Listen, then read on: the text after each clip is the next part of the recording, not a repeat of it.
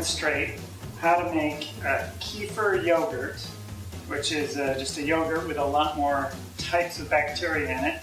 And so you'll need your culture with your milk. You'll need an extra mixing bowl, a jar for the yogurt when it's made, a lid or a strainer that will go on the jar, and your material, the milk. So let's get started. First thing you have to do, once you've gotten this far with putting the grains together with the milk, it takes a few days and you end up with this combination of milk, grains, and curds and whey all blended together. I've had this in the refrigerator for a couple of days processing, and before that it was one day out on the shelf. So the first thing I want to do is shake it up, because I want to mix the curds and the whey together and try to separate them from the grains, which is the place the bacteria live. So if we do this for a couple of minutes, you're going to end up with the material all blended together. And typically you can use a strainer or cut some holes in the lid and put that on it. And I'll just keep circling it like this until it's ready to separate and pour into a bowl. You pour this through, and now what's separating out is a combination of the whey and the curds, and the grains, which is where the bacteria and sort of the material they live in is going to stay in this container. Now this takes a few minutes of just shaking it back and forth and trying to get all the material out. You just have to keep doing this till everything's cleared out. And you can choose whatever method you think is the best way to shake this to get the curds and the whey to separate from the grains. Now, I'm more or less finished with separating the Kefir grains from the curds and the whey. So, I can take the lid off, and I'm going to take that and I'm going to clean this and put it away. Typically I just use warm water and a fresh towel to clean that.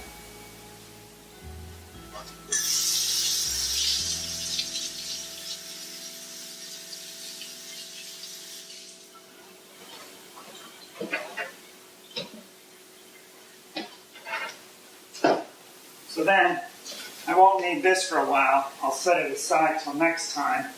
And if you don't want to drill a bunch of holes in a lid like I did, you can always just get yourself a strainer and do it that way.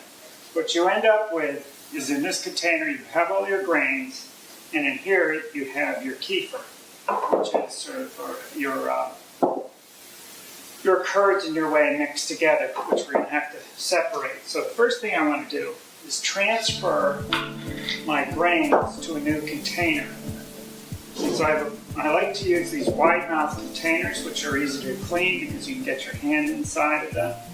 And so that makes a great container. So I'm going to just pour my grains into a new container. There's no washing, nothing. I try not to touch the grains with anything. I just try to keep them as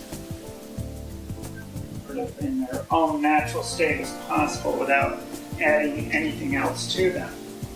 So I've got that ready to go, and that's ready to take on my next milk. The milk I'm using, you can pretty much use any type of milk. I use cow's milk, I use goat's milk, I use raw milk, and I use pasteurized milk. So today I just happen to have some organic, and this actually is reduced fat, which I typically wouldn't use, but it just happens to be what we have in the house right now. So I'm going to pour that in with the grains, and I'm going to set this out on a shelf. Typically I would just use some raw milk or some whole milk that's been pasteurized, that's organic. And I'm just going to give it a little bit of a shake like this. I'm going to check and make sure I'm using the new lid, not the one that has moisture on it from condensation. And then I'm going to put this in a dark place on a shelf somewhere, a relatively warm spot, and leave this for about 6 hours. And then when I'm done with that, I'm going to move it to the refrigerator for a couple of days. So the first thing I want to see is how this seems more uniform. In about 6 hours, the grains will start separating from the curds in the whey. Now, with this container that I've already been using, I'm going to pour the kefir into this container. And now, there's still a lot of bacteria in here. And the goal is now to separate the curds from the whey. So we're going to leave this out on a shelf in a warm, dark place for a couple of hours with a lid on it, or probably about 6 hours with a lid on it, and you're going to see a color band in here where the whey will drop to the bottom and the curds will be at the top. So let's go clean this up and put it away. So once again, I've cleaned the top rim off, so just try to keep it as hygienic as possible. Take the same lid, has some condensation on it, that never seems to hurt anything. I'll put the lid back on, and then for about 6 hours, I'll put this in a dark place, and hopefully we'll get some separation between the curds and the whey. And there is still some bacteria in there that's going to help make that process happen.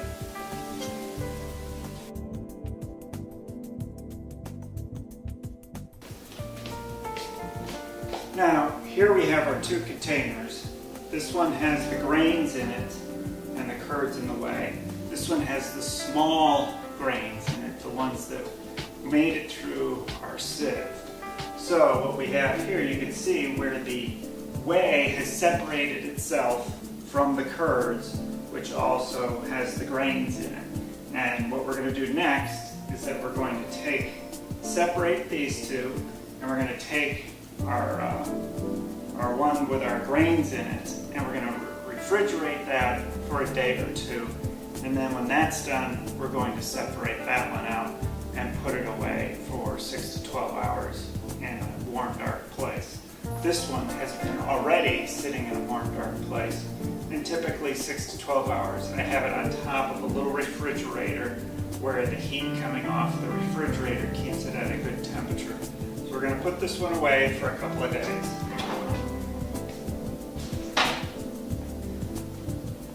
Now, the best way, let's do a close-up of this first.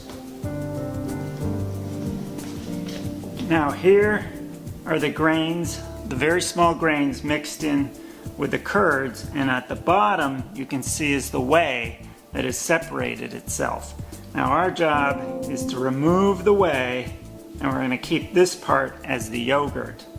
The whey, I'm not a fan of the taste, but anyone that's a weightlifter might want to have that whey because it's typically used in weightlifting drinks. So let's get on with showing you how to separate the two.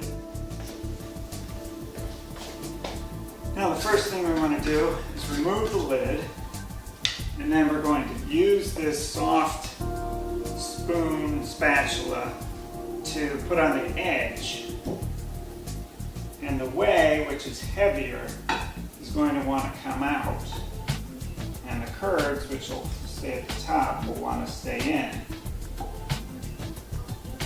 we just want to start letting that drip off into this container.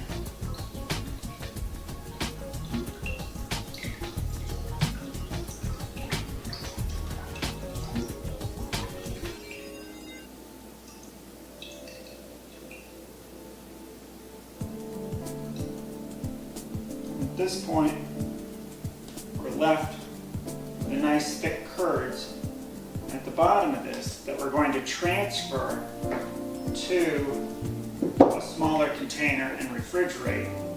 The very liquidy whey You can use it as a protein drink or throw it away. I'm not a fan of the flavor, but I'm sure somebody out there can figure out something to do with it. So let's transfer our curds to a smaller container and refrigerate.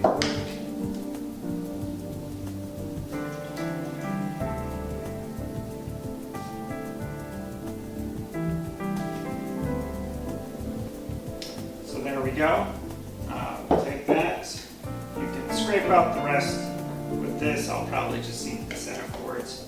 And now refrigerate this for a day or just whenever it gets cold. You can I typically like to add some almonds into it, and sunflower seeds and cashews, and all those taste great raw. Put in here and it softens them up. So let's put that away and cool it off, and it'll be ready to eat.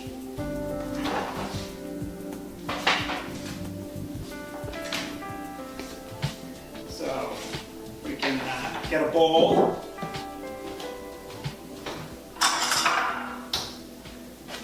And scrape that out, and we can have a treat right now. Some very fresh, very delicious kefir.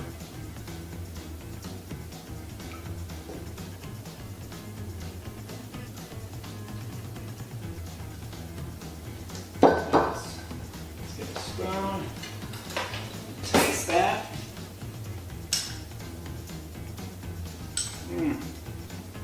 Absolutely fresh kefir. It's great. All right, let's do a recap. You're going to need a bowl to pour your curds and whey into. You're going to need a second jar to put your grains into to start the process again.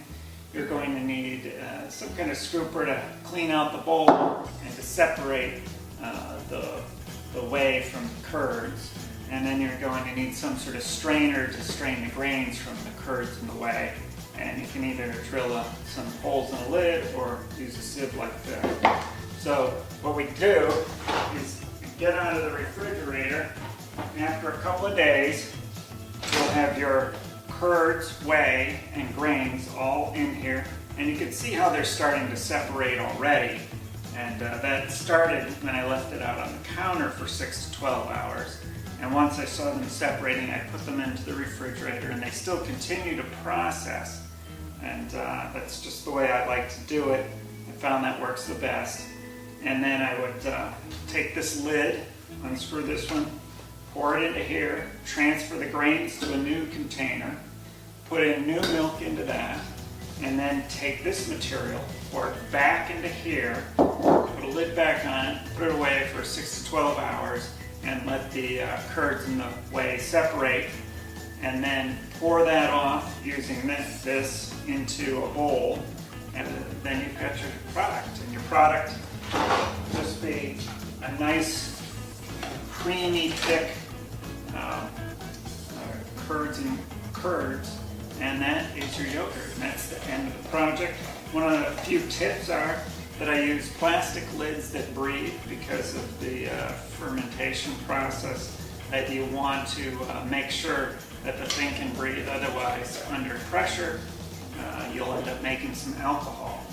And that's the end of the project. Again, these lids here, plastic, they can breathe.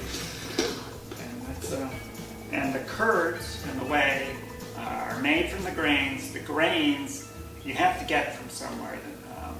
I ended up buying mine from somebody, I think his name was Michael Patterson, online, but I'm sure there's lots of sources for grains.